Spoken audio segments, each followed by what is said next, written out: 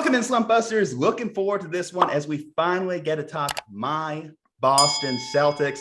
Juju Talk Sports here. Kyle Ledbetter here to my right, left, whatever the way the Zoom is panning out today. Our guest today, what I've listened to for quite a while, and I love his takes on all things Boston Celtics. Josue Pavone of CLNS Media and the host of the Garden Report. Josue, got to tell you, man, I am beyond thankful we don't have to talk about this team following a 2-game slide. That game against the Hawks kind of gave me a little bit of cause for concern. How are you doing today, man? I'm good. Yeah, man. 17-point comeback. Celtics fans are loving that for sure. That was quite the bounce back, right? Yeah, I'm used to them being on the other side of those comebacks. I've seen them drop too many of those double-digit blown leads over the course of the last 3 seasons. My first question to you out the gate, speaking of that Hawks game, unfortunately, one of the Jays went down. Jaylen Brown dealing with a bit of an ankle injury. And I know one thing that's been talked about a lot when it comes to Celtics is they really found success with this shortened rotation, keeping it easy down to just like really 8 guys coming in and out. With this ankle injury, are you concerned about like the lack of depth on this team? Like who really steps up with Brown potentially out? A little bit. I'm a little concerned. It's funny, man, because 98.5 The Sports Hub, I was on, the day before? And I'm like, what's the one thing that's sort of lingering in the back of your mind? Like, what can happen to the Celtics team that could just completely ruin everything? And I'm like, an injury, because that's been the case the last 3-4 seasons. And especially last season, people forget the Celtics didn't have the best of shots, to top the Brooklyn Nets during the playoffs. But a lot of that had to do with the fact that Jaylen Brown wasn't there. We forget that he wasn't in the playoffs. And here we go again with Jaylen Brown and another potential injury. But Ime did offer, some hope for Celtics fans. He talked about how this is solely an ankle injury. This isn't muscle. This isn't a torn ligament or anything like that. Something that's going to need, some sort of procedure. This is more of a your pain threshold / let it heal type of injury. So Celtics fans can, a sigh of relief you can hear from Celtics fans after hearing that from Ime, because he not only said that, after the game, after the fact, but he's very confident in that this isn't going to be a long-term injury, which for Celtics fans, they've heard similar before, whether it was Kyrie Irving, whether it was Isaiah Thomas, and both guys ended up missing the entirety of, the remaining regular season or postseason for Isaiah. So there's still nervousness in the air around here in Boston, but for the most part, hopefully the Celtics should be at full strength by the start of the playoffs. Josue, I was a box score watching on the Celtics for this season because I kind of knew where they stood at this point, and I saw that Tatum's averaging 26 and 8 this year. Brown's up to 23 points a game, which kind of surprised me. And then the third leading scorer was Dennis Schroeder, who is no longer on the team now. So Jaylen Brown being out adds to the fact that I don't really know who the third scoring option is for the Celtics. I know offense has kind of been their crutch this year a little bit. So is there someone you like as a third scoring option, or someone who might emerge here as the season comes to an end and they get, a playoff matchup against like Miami or Philadelphia or someone of those sorts? Yeah. See, that's what's rough about this, right? Because if Jaylen Brown is unable to go, it really does change things, and especially if we're talking about who's going to be that second or third scorer. Right now, it's been sort of a lead by committee. Some nights you'll see Marcus feeling it. Other nights, it was Derek White in that comeback for sure. That third quarter alone certainly put them in a good spot. So it's sort of that's been the sort of the identity of this team in terms of that quote unquote third option on offense. Rob Williams has certainly been in the mix here and there, but he's not a guy that's able to put up points on his own. That's just sort of that's just not his game, or hasn't evolved to that yet. I remember the first few weeks of the regular season, it seemed like he was trying to stretch his game, his offense into shooting, maybe not from the 3-point arc, but a little bit inside, for 15 feet or so. And it just hasn't come together. Grant Williams has also been an option for the Celtics team. So again, they are really thin. They're very, very top heavy. Putting together a bench, a second unit that Ime can rely on has been a struggle this season, and they sort of had to consolidate that bench, right? They had to get guys out to just sort of keep themselves underneath the tax, and that was definitely a point of emphasis heading into the trade deadline. So you did see guys like Schroeder leave. You saw another 3-and-D guy like Josh Richardson, who had been bounced back from a couple of downward seasons. And, it's sort of been the younger guys stepping up here. Peyton Pritchard, Grant Williams. So that's just sort of what the Celtics, that's where they stand right now. So they can't technically afford this type of injury, especially someone like Jaylen Brown. Between the two of them, him and Tatum, they've been elite scorers across the board, across the NBA. And taking one of those guys out of the mix certainly makes a big difference. So hopefully that won't be the case. Josue, let's talk big picture when it comes to the Celtics. A month and a half ago, we talked about when times were at their darkest with this team. Oh, man. Split the Jays was a big movement on Celtics Twitter. And if you said it aloud, no one would really yell at you. No one was giving a ton of pushback. The pushback was there, but split the Jays was definitely a legit movement. And then they started winning. And they started winning games, and that talk just went completely away. As we know, winning is the perfect deodorant when it comes to sports on all those kinds of talk. In the long run, do you think that a core of Jayson Tatum and Jaylen Brown is conducive to a championship? And what are your thoughts on where this team kind of like peaks? That's a great question. I think it is those two guys. And the biggest reason I would say is because what we've seen this year, and that's them completely committing to the defensive end of the floor. I think that's a huge adjustment that's really been a ripple effect throughout the roster. If you really look at it, I mean, the numbers say it, the eye test says it, and then bringing guys in like Derek White and an old friend and Daniel Tice, that adds to the message, to the identity of this team. Defense first will lead to easy opportunities on offense. And I think these guys really believe in that. So, to answer your question, I do think that these two guys can do it. It's just a matter of how talented is this team going to be moving forward. Now, what I mean by that is, the evolution of this core, or whether, that includes Marcus Smart, that includes Derek White right now, guys who are under contract for 3-4 years, who are essentially the fabric of what they're doing here. So I do think the product itself, the way Ime has sort of put this team together and the identity, and when you have two elite scorers like that, who in my opinion are still getting better, I think you have a really good shot of being competitive and maybe reaching the NBA Finals one day. But it's gonna take finding out how all these parts all come together, and essentially that second unit. Now, I like this team as a dark horse going into the Eastern Conference. I do think they have a legitimate shot to knock out anyone in the East, but I just don't see them as a team that can, if they were to make the finals, that there's a list of teams in the Western Conference that they can beat. I just think it's really difficult with the small sample size and also not knowing how they're going to respond against elite talent. And Celtics fans may not want to hear this, or maybe they do, because maybe they should rather.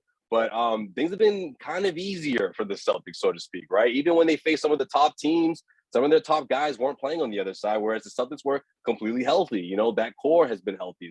Those four guys, have been available, which wasn't the case last year. Tatum, Brown, Smart, Robert Williams, all those guys staying healthy has made a tremendous impact. And someone like Robert Williams is also a bit of a question mark. And what I mean by that, again, is we know what we've seen thus far, and we like what we've seen thus far, and how he's going to evolve offensively could really put this team at a higher level. So we have to wait and see. But, to answer your question, I do believe that these two guys can lead a championship team. I mean, I know that was people were questioning that, and they had every right to. But at this point of the season, at this point in these guys' career, between Tatum and Brown, I do think they've matured enough and that they're ready to take that next leap. It's just a matter of who's going with them and how is this thing going to come together, And first thing, the biggest concern right now is Jaylen's health. So we have to wait and see. So since taking over in the front office, Brad Stevens traded Kemba Walker for Al Horford. He lost Daniel Tice, then he brought back Daniel Tice, signed Josh Richardson, and then flipped him for Derek White. Little moves here and there with an asset cupboard that felt kind of bare. Like it felt like they went from having all the assets in the world to having, the same amount as other teams. So How would you evaluate how things have gone so far in year one of the shake up everything in the front office and coaching staff for the Celtics? I think Brad's done a good job. I really do. I mean, when you couple his experience with his knowledge of, college guys and just the younger players that he's sort of targeted so far, I mean, I think he's done a good job of keeping the Celtics underneath the tax bracket. You don't want to get the tax apron rather. You don't want to go above that because, that's going to really limit you moving forward. And then at the same time, he's sort of like the way I've been saying this, especially with the Derek White trade in particular, right? The trading 2 future firsts for a player like Derek White. I feel like he's making up for what Danny did.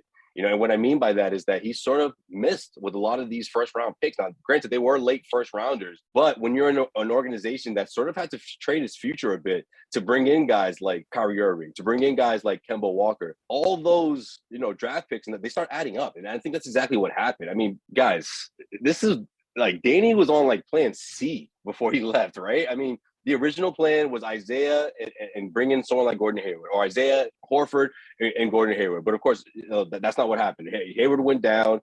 Kyrie sort of had to, carry the team a bit, and everything just sort of, it was a domino effect after that, right?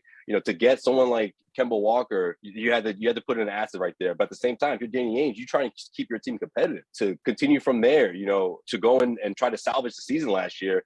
He traded for Evan Fournier. That cost you another future first. So I think what Brad is doing right now is doing his absolute best to give this team players that can not only fit in with Ime's system, but also sort of have a future with the team, and at the same time, not getting locked into long-term contracts and sort of trying to clean up those, last couple of off seasons where things didn't go their way, and they sort of had to like make moves on the fly. Now, granted, Danny, again, like he also did a good job with the cards that he had.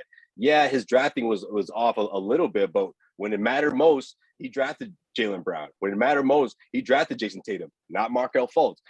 So it's just when you couple all those things together, this is what you get. And at the same time, the Celtics are still in a good spot because you still have two elite scorers in Tatum and Brown to build from. And they're also under contract for quite some time here while you try to figure this thing out. Kyle mentioned the shakeup in the front office and obviously on the court side there with Ime taking over for Brad. What do you think has been the biggest transition moving on from Brad's coaching style to Ime's? And what credit does he deserve in this midseason turnaround where we've obviously seen players get the most out of him? One thing I always credit Brad was he was able to get C players play like B players and B players play like A players. Yeah, obviously, when you talk about like Isaiah Thomas, when he was going through his MVP season, do you think Ime's got a little bit of that in him? A little bit, but I would say the biggest difference out of the two is accountability. That's just something that Brad didn't do a whole lot of throughout his tenure. And granted, that's just not who he is. That wasn't the kind of coach he is. Now, people can chalk that up as his collegiate background and that maybe things are just a little bit different, but I chalk it up as that's just his personality and his coaching style. Everyone has their own style. And I just think this happens a lot in the NBA where a coach just loses its voice in the locker room. And I think that's essentially what happened with Brad Stevens. They just needed a new guy to come in, hold guys accountable. Maybe not, it wasn't just about saying things to the media, but just giving guys the space to make mistakes, but then putting them in the place when they make those mistakes. And that's just been Ime from day one. And I think that's means a lot for this team because of the past, because of their their old habits that took them a really long time to shake off. It pretty much took them 2 months, right? I mean, they were a 500 team because of that, in my opinion. And I think what also matters a lot, I also think what went a long way was the fact that Tatum and Brown handpicked this guy. Ime coached these guys at Team USA. Marcus Smart was also there. Kemba Walker was there as well. But the fact that Marcus and Tatum and Brown sang his praises before day one, I think speaks a lot to how much they believed in him before, and of course how much they value his word, months later. And they have every reason to, because look at the success that's happened because of it. So I know you believe in the Celtics a little more than probably I do, because I look at like 4 or 5 teams in the East that I feel like would pretty firmly knock them out of the playoffs. But even still, if you were building, I got like 3, but yeah. 3. I guess yeah. the Heat are kind of my 4th one. I'm like maybe iffy on there, but that would be a fun series. I'd want to watch Boston play Miami. Yeah. If you were building out the team like after this season, or once you can make moves again, is there a player you'd want to sign, you'd want to trade for, you maybe want to draft, that you would want to see in the core of, assuming that Tatum and Brown and Marcus Smart are still together next season and there's not a massive shakeup? Is there someone you'd want to see play together with the Celtics team?